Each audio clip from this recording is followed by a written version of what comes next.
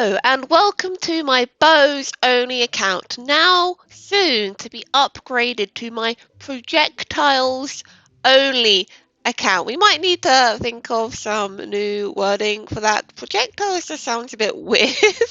What do I mean by projectiles? Well, if you've been following the new live stream for, is it 4.4? I've lost count. You'll see featured on it are two characters that use guns, which are projectile weapons. Now, bows, one could argue, are also projectile weapons. They use the power of force energy to accelerate objects at enemies, and we have two new characters coming out that also do this with guns. Now we also have Mika, which I don't actually have on this account, who uses a crossbow. Now, so basically what I'm going to be doing is upgrading the rules of this account to include characters that use projectile weapons. So anything that can shoot by range, even if they don't use a bow, is included as long as it's in the core kit. If it's just for attack animations that use like a crossbow or a gun, that does not count. They have to have core game mechanics. Now let's just go have a quick look by what I mean by this. So here we have Navia, which we can see from the live stream. She uses a claymore, this cool looking axe here. And as you'll see in a moment, when she pulls it out, there's her umbrella. And then, pow! And guns! She has cannons that shoot missiles. She is a character that uses projectile weapon. I'm not sure I can find it, but basically, while she does like hit people with an axe, she has these little bullet things that appear. She shoots with her umbrella, and her ult summons a gigantic cannon to rain down, cannonballs at people. Her whole kit is just lots of gun-related things, lots of projectile-related things. Thus, she does count, even though she uses a claymore, for the purposes of this challenge account. Now, I had been debating a long while whether or not to get Navia because, I do look at leaks. I did know that Navia was a projectile character for like a month now. But even though I knew she was a projectile character, I was sort of contemplating not getting her on my bows account, well, projectiles account, because she is Geo, and she doesn't actually synergize very well with most of the characters. But there are some benefits to getting her, which I'll just quickly talk about. So my main reason to get Navia is Goro here. If you didn't know, Goro can heal in his constellations, and I do have C5 Goro somehow.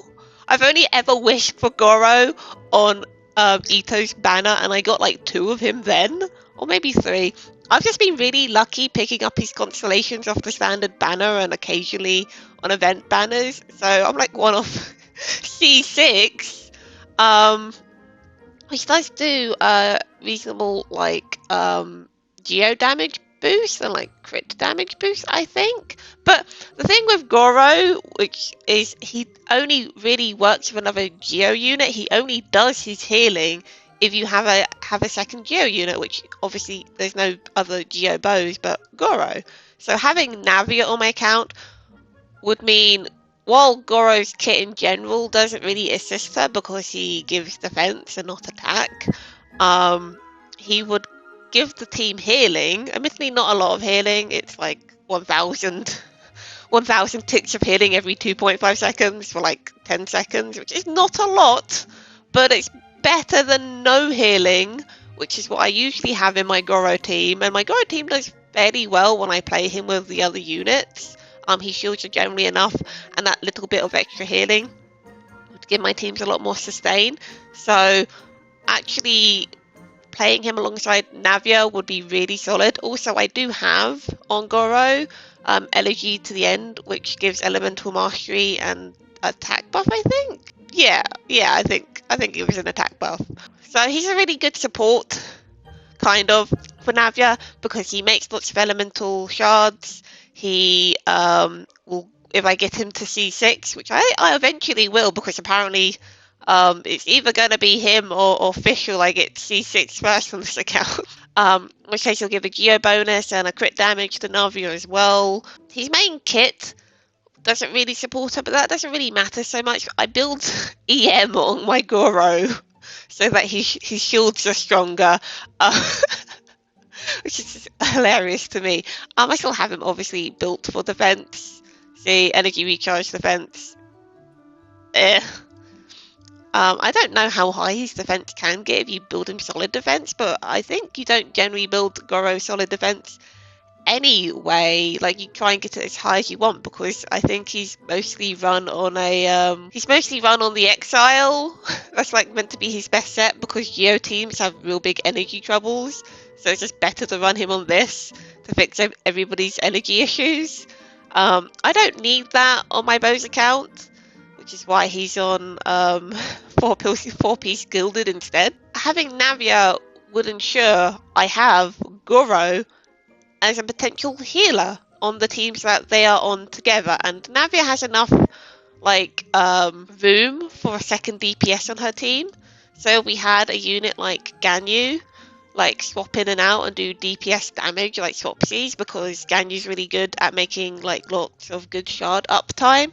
So she's a unit I like running alongside Goro, because she applies a lot to cryo from off-field, and she would work really well with Fischl. And Fischl I currently have on Golden Troop, but I could swap Fischl back to Tenacity of the Millilith, which does give increased shield strength as well as an attack buff. So team building wise, I can see a lot of build potential with Navia to make a reasonably strongish team with her that wouldn't pull anything too much for my Yoimiya team, which relies heavily on Yelan at this moment. But we also have the second gun unit coming, Chevreuse, or however you pronounce her name. Look at her, she's got a musket and she shoots a bullet. She is gun unit. She's also a spear user. So from what I understand, her skill lets you target and shoot. She throws bombs with her ult. Again, she's a unit whose main mechanic is projectiles. She throws grenades and she shoots a musket. The ult you could debate whether or not it counts, but she uses a musket. I feel like she counts. Chevreuse buffs overcharge teams. She gives the potential to play Yoimiya with a completely different team, and one of my struggles at the moment is I can only play Yoimiya with Yelan, otherwise she's terrible. And this is the other reason I was umming and erring over whether or not to even pull for Navia, because Chevreuse has the potential to be better for my account than Navia, and he's also running on Yoimiya's rerun banner. But the thing is, Yoimiya doesn't really have very good constellations. Like, you use a burst at the end of a rotation. I guess you could use it at the beginning, but don't tend to, because this doesn't really synergize with her best artifact set, I believe. This is reasonably good, I think. Yoimiya doesn't have the best constellations. Like, I think they're okay, but they buff her ult a lot, and I think that's the issue with her signature weapon as well. It buffs her ult rather than her normal attack stuff, which I guess is fair enough. I think her ult doesn't get as much love as it could do. It's alright, but no one likes it because it doesn't do that much damage or anything, and it can miss. This ult can miss, which means wishing for Yoimiya cons isn't high priority, but the fact that Chevreuse is on Yoimiya's banner means if I get some constellations for Yoimiya, it's pretty good, and I also get Chevreuse, and Chevreuse can enable me to run Chevreuse, Chevreuse, Yoimiya, Amber, Sarah, and Fischl, I guess I really need C2 Sarah, because this is just pain making her work.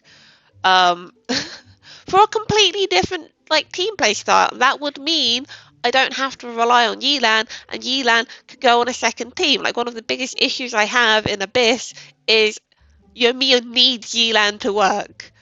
And so I can't put Yelan with Child to do even more damage. I can't put Yelan... Well, Yelan doesn't really work with anyone else. And, I can't even run, Yelan with, a Hyper Bloom team. Tanari doesn't work in a Hyper Bloom team. So you kind of got to run Yelan with Collei and Fischl and Sarah and... But Yoimiya always needs her, so having a unit that makes Yoimiya work with other units, even if it's just Electro and Pyro units, is good, because I don't use Fischl all the time in Abyss anyway. So it doesn't bother me that Yoimiya and Fischl get paired together, or with Amber.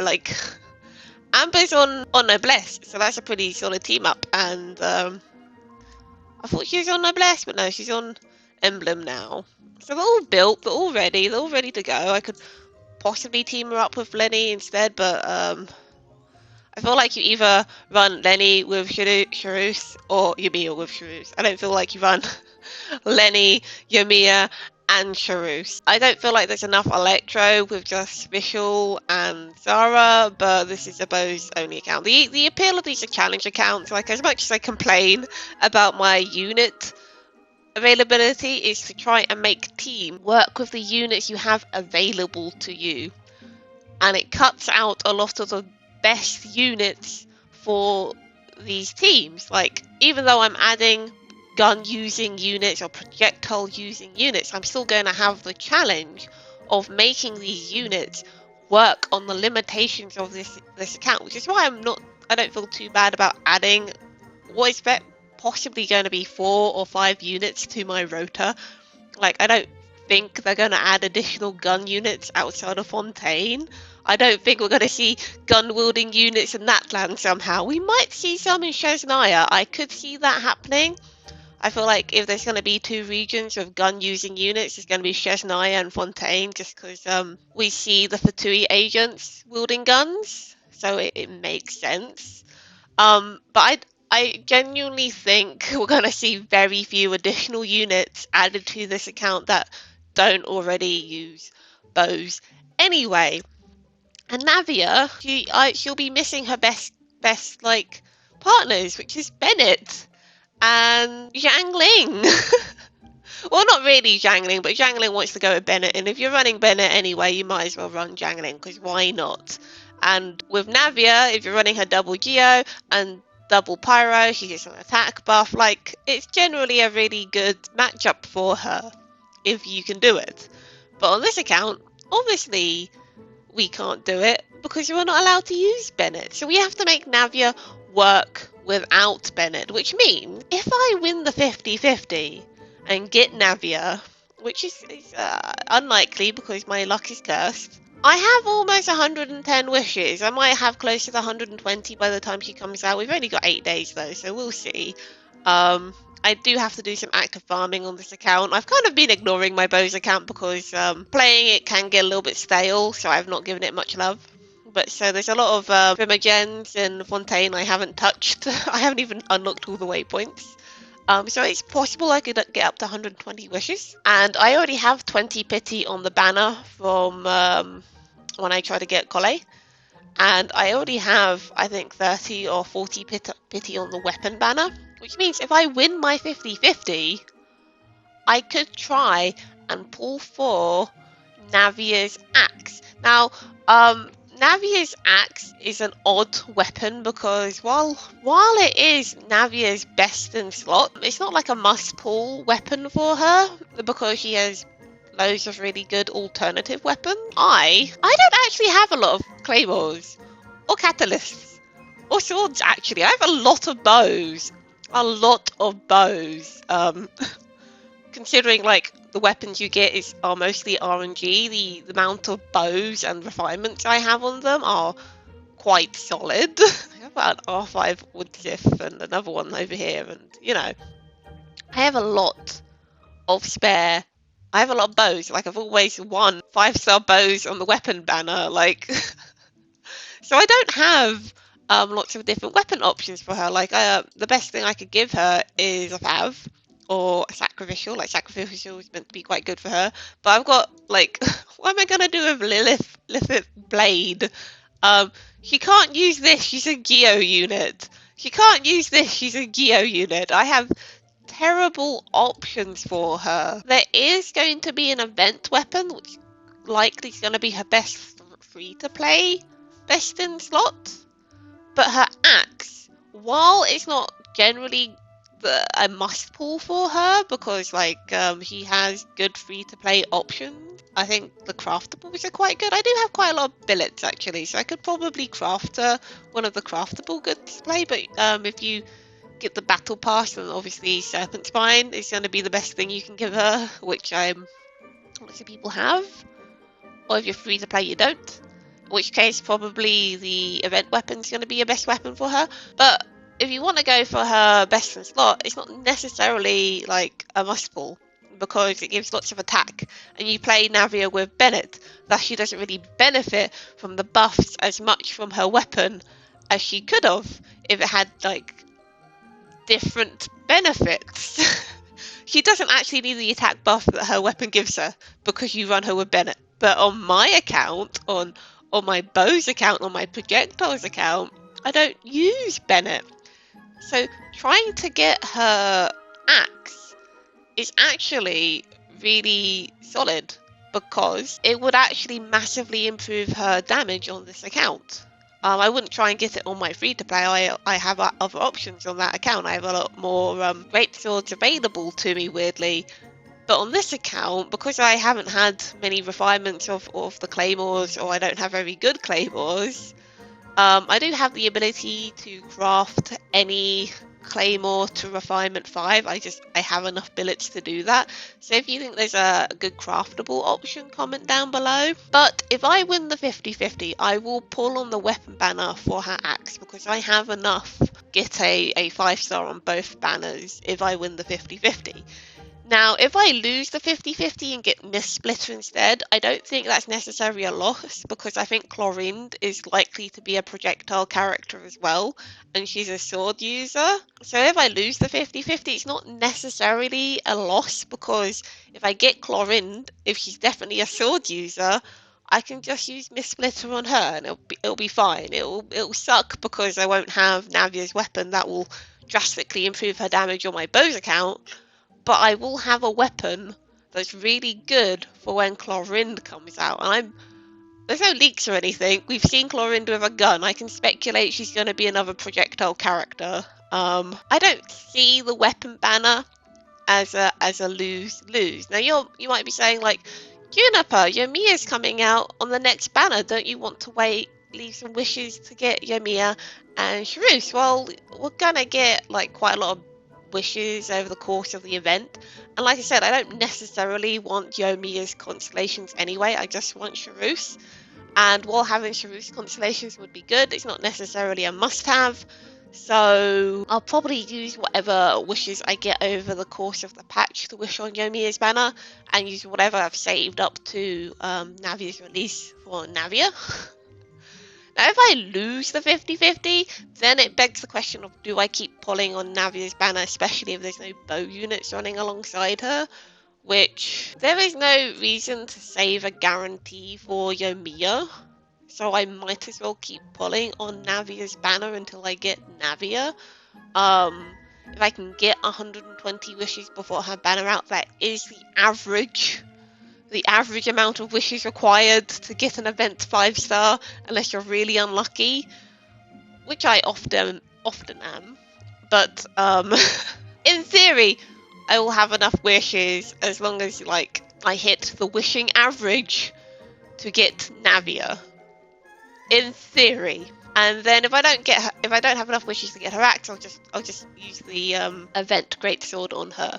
It's fine. We can do this. I really actually need to do some farming for her. Like I've started, but I really need to do some farming for her to make sure I can build her on release and try her out. I will also be wishing for her on my free to play, but I have her guaranteed on that account, so it's okay. I have enough wishes to get her already on that one, honestly. I won't be going for her weapon on that one because I have Bennett, and I don't have enough wishes to get her in the weapon. Now, people might be wondering why I'm bothering to get Navia on my free-to-play when we have Ayaka, Yomiya, and Raiden also on the banner. Three incredibly good units. Like Ayaka is like the best cryo unit in the game. Raiden is the best electro unit in the game, and Yomi is just okay. I've played Yomi a lot. I'm kind of sick of her at this point. She's a great unit, but she's not great to play all the time. The reason I am skipping Raiden on my free to play, because I'm only gonna wish for one more 5-star and then I'm gonna start saving again, is because I hate playing Raiden. I hate playing the Shogun. I hate her. I hate playing. She's my least favorite character that I have. I dislike her so much that if I wish for Chevreuse on my main account, even though I am sick of playing Yomiya because I just play her all the time on my Bose account, I'd rather wish on Yomiya's banner than get Raiden's constellations because I do not like playing her that much. This is like a personal preference thing. I know she's powerful and I got her for meta reasons, and I wish I hadn't bothered because I never use her like ever. Not even in Spiral Abyss. And the main reasons I don't like Raiden A is because the main reason I don't like Raiden Shogun is she has this giant like disc thing that I find incredibly distracting because it takes up like the whole screen. It visually really distracts me when playing the game, so I don't like using her in Overworld. When I got her, I played her for 2 days and I hated every single moment of her. I shoved her back into my characters and went back to using Cookie. I did not like it at all. I sometimes will use her in the Abyss, but very rarely. So I don't really want to get her on my free to play, even though I know she's really good. Like I could just run really powerful Hyper Bloom teams, and it'd be very little effort. But I don't want to because I just don't like using her. I could get Ayaka, but Ayaka's only really good in freeze, and I have Nouvelette, and I feel like you could just play Nouvelette freeze and do more damage, or better, easier to apply damage with the makeup of the Abyss. It feels like a bad idea to get a strong Hydra unit and a strong Cryo unit because I know Cryo units are quite good against Hydro shields, but I feel like you're kind of putting your eggs in a very close together basket, so if you get what I mean. It's not covering because they both affect other elements in a kind of similar manner, at least the shields. I don't feel like it's a great idea having 2 DPSs, and yeah, I could make a Yaka work on my free-to-play because I have Mona well invested, I have Kazuha, and I don't know, I'd probably run her with Diona or something. I could make her work fine, but because the Abyss isn't always very good for freeze teams, and you kind of have to build a raw damage, I just don't think Ayaka's good for my free-to-play account. So I'm looking at Navia, and Geo is good at breaking all the shields. It's not the best, but it's good at breaking all the shields. It will do it. It will get through them, and you can pair her up with another unit that would help you break shields faster, or with a healer to get her through the harder content. I feel like Navia, out of the 4 of them, is a more rounded choice, and because she has that flexible time in her playstyle, you can run her with another sub DPS that wants a bit of build time. I don't know if I really have any units that tick that box on my free to play, really, but I could think about it. You can just spend time on other units that you otherwise wouldn't really want to on like a really tight team like the one I'm running right now. Like you have to be really quick swappy to make maximum use of all the buffs you get for the time limit you have with Yumi's ult on the team I have now. It's tricky. So in my perspective, I think Navia is the better free-to-play pool for my free-to-play account. Plus, if I did get Raiden, like I wouldn't like play her in open world because I hate playing her in open world. But she would be a better pool, and I know that. I just don't like her. I just don't like using her. I know she's strong. She just doesn't make me happy. So I'm going to go for Navia instead. So we will be wishing next week for Navia on my 2 accounts on this account. So make sure to tune in then. Comment down below.